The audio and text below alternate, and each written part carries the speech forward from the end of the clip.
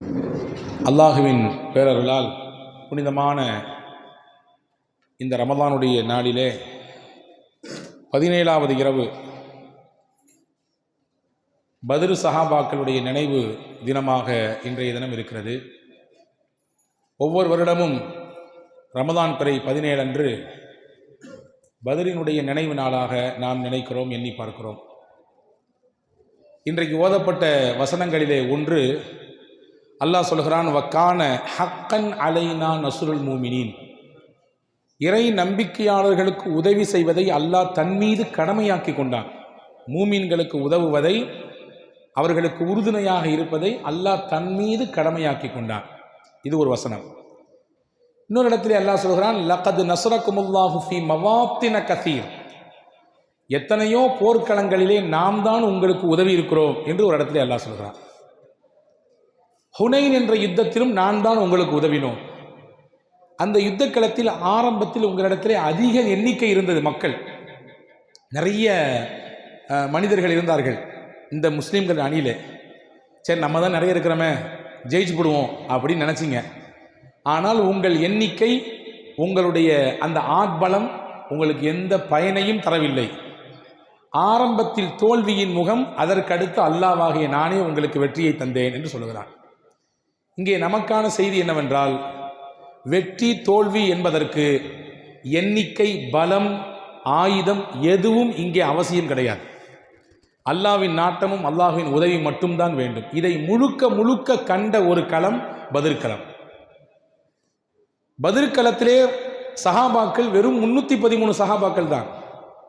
பசியோடு நோன்பு வைத்து வயிறெல்லாம் காய்ந்து போய் ஒரு வெள்ளிக்கிழமை தினத்திலே வெறும் பேரிச்சம்பழங்களை வைத்து சஹர் செய்துவிட்டு எதிரிகளை எதிர்கொள்ள நிற்கிறார்கள்.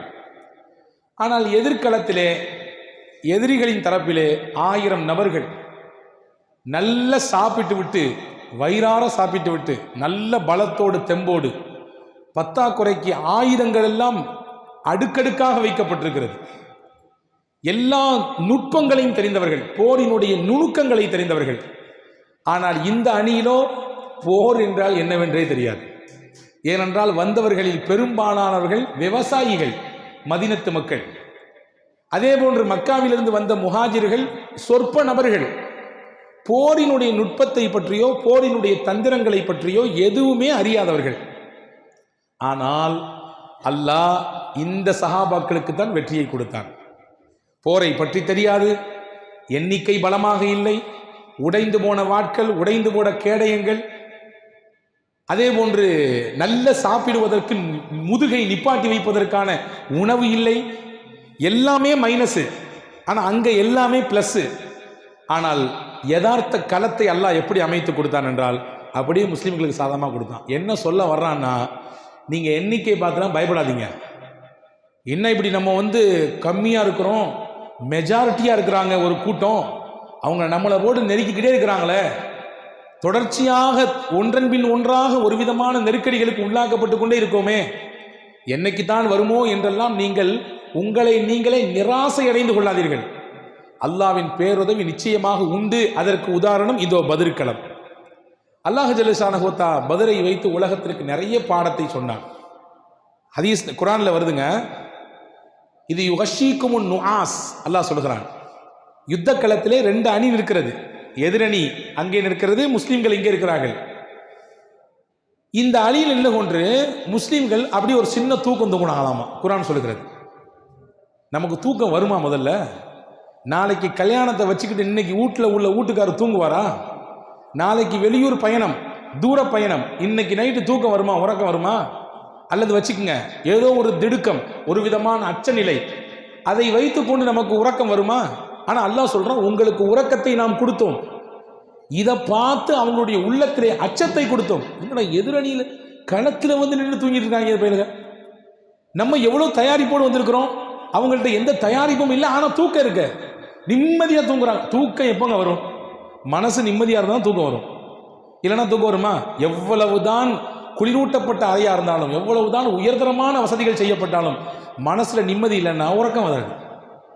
இப்போ களத்திலே நின்று கொண்டு சஹாபாக்கள் தூங்குறார்கள். புத்தி பேதலி போச்சு அந்த எதிரிலே இருந்தவர்களுக்கு. எப்படி உங்களுக்கு தூக்கம் வருது? இதன் மூலம் உங்களுக்கு நாம் அமைதியை கொடுத்தோம், அவர்களுக்கு நாம் ஒரு விதமான பதட்டத்தை ஏற்படுத்தினோம் என்று குர்ஆன் சொல்கிறது.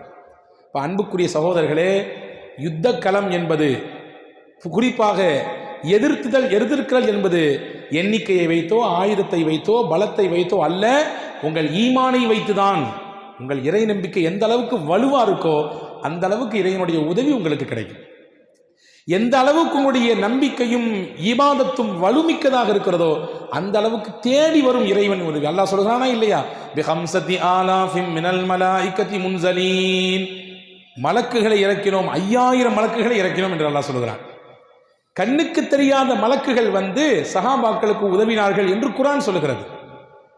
இப்போ 313 சஹாபாக்கள் எண்ணிக்கையில் குறைவு, ஆனால் அவர்களின் இறை நம்பிக்கை 3000க்கும் அதிகமான மலக்குகளை இறக்கி கொண்டு வர வைத்தது என்று அல்லாஹ் சொல்கிறான்.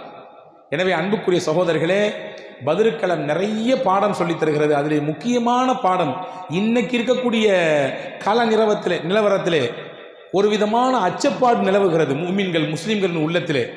எலெக்ஷன் வேற வரப்போகுது, என்ன ஆக போதோ தெரியலையே, 3வது முறை வந்துடுவாங்களா கொள்ளுவாங்களா, அப்படி வந்துட்டாங்கன்னா என்ன பண்ணுறது, என்ன மாதிரியான எதிர்ப்புகளை சந்திக்கணும்.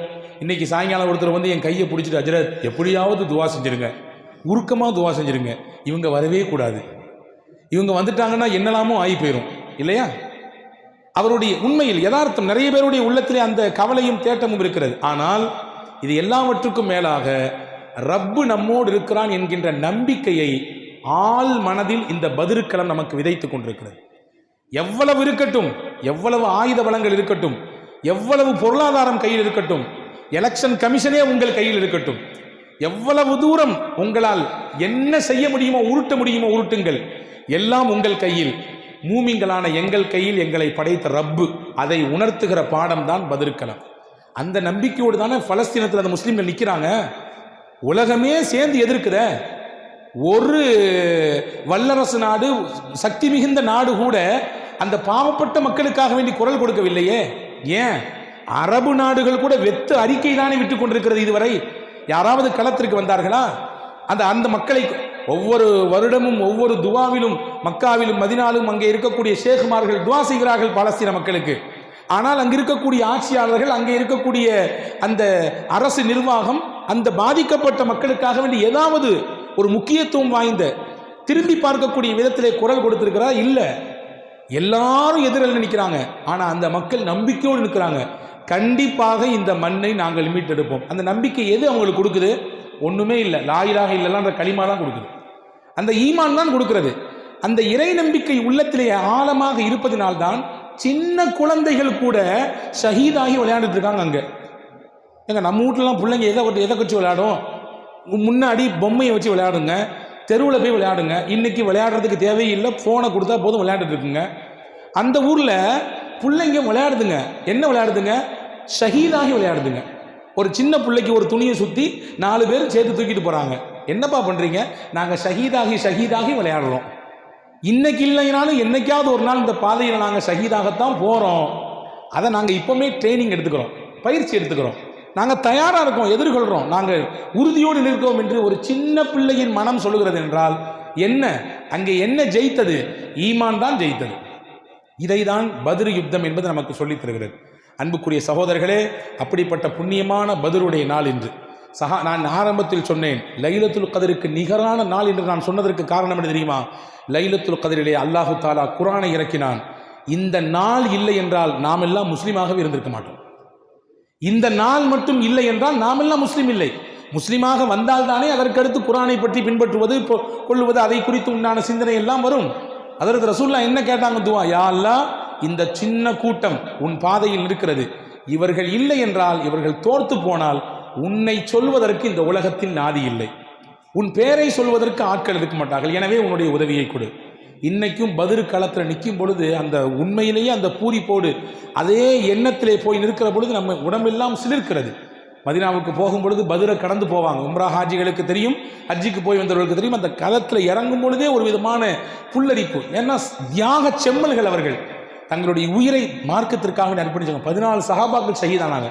இன்றைக்கும் அங்கே வந்து ஒரு பெரிய போர்டு வச்சு அந்த 14 சஹாபாக்களுடைய பேர் அங்கே எழுதப்பட்டிருக்கிறது. அந்த யுத்தம் நடந்த இடத்துல ஷஹீதாக்கப்பட்ட ஷஹீதுகளை ஜியாரத் செய்யக்கூடிய வாய்ப்பை மக்காவுக்கு மதினாவுக்கு போகக்கூடியவர்களுக்கு அல்லாஹ் வழங்குகிறான். எனவே அன்பு பெருமக்களே, இந்த இறை நம்பிக்கையை நாம் ஆழமாக இந்த நாளிலிருந்து கையில் எடுத்துக்கொள்ள வேண்டும். எதுக்கும் பயப்பட தேவையில்லை. எந்த பெரிய உருட்டினாலும் உருட்டட்டும், மிஷினில் உருட்ட போகிறாங்களா உருட்டட்டும், அல்லது வேற ஏதாவது ரீதியில் வேற ஏதாவது சூழ்ச்சிகள் செய்யப்படுகிறதா படப்போகிறதா செய்யட்டும், என்ன வேணுமானாலும் வரட்டும், நின்று பார்ப்போம். ஈமானிய நெஞ்சுரத்தோடு இந்த மண்ணின் மைந்தர்களாக நின்று நாம் எதிர்கொள்வோம். அதுதான் நம்முடைய உண்மையான இறை நம்பிக்கையின் வெளிப்பாடு என்பதை இந்த பத்ர் யுத்தத்தினுடைய நாள் நமக்கு சொல்லித் தருகிறது. எனவே புண்ணியமான பத்ர் சஹாபாக்களுடைய பெயர் இப்பொழுது வாசிக்கப்பட இருக்கிறது. யாசீன் நாம் ஓத இருக்கிறோம். அதற்கு பிறகு பத்ர் சஹாபாக்களுடைய பெயர், அந்த பெயருக்கு இருக்கிற மகத்துவம் அறிஞர்கள் எழுதுகிறார்கள். சில வழிமார்களின் வரலாற்றிலே வருகிறது, பத்ர் சஹாபாக்களின் வார்த்தை அந்த பெயர்களை சொல்லி யார் துவா செய்கிறாரோ அல்லாஹ் அந்த துவாவுக்கு கபூலியத்தை கொடுப்பான். சில துவாக்கள் சில இடங்களிலே சில நேரங்களிலே அல்லாஹ்விடத்தில் அங்கீகாரத்தை பெற்றுத்தரும். எப்பொழுதெல்லாம் உங்கள் துவா பவர்ஃபுல்லாக அல்லாஹ்ட்ட ஏற்றுக்கொள்ளப்படும் நினைக்கிறீங்களோ, பத்ர் சஹாபாக்களை உளமுருகி அவர்களின் பெயரை படித்து நீங்கள் துவா செய்யுங்கள். அல்லாஹ் அந்த துவாவுக்கு சக்தியை கொடுப்பான், அந்த துவாவை மிக விரைவாக ஏற்றுக்கொள்வான். எத்தனையோ நல்லோர்கள் சஹாபாக்கள் பத்ர் சஹாபாக்களின் பெயரை படித்து மட்டுமே அவர்கள் எல்லாம் இறைநேசர்களாக மாறினார்கள் என்ற வரலாற்று குறிப்பு இருக்கிறது. சஹாபாக்களில் பத்ரீன்களுக்கு முன் ரசூலுல்லாஹ் தனி அந்தஸ்து கொடுத்திருந்தாங்க. தனி அந்தஸ்து 313 சஹாபாக்களுக்கும். நீங்கள் எது வேண்டுமானாலும் செய்யுங்கள், அல்லாஹ் உங்களுடைய பாவத்தை எல்லாம் மன்னித்து விட்டான் என்கின்ற பொது அறிவிப்பை செய்தார்கள். ஜிப்ரீல் அலைஹிஸ்ஸலாம் ஒரு நாள் வந்தாங்களாம்.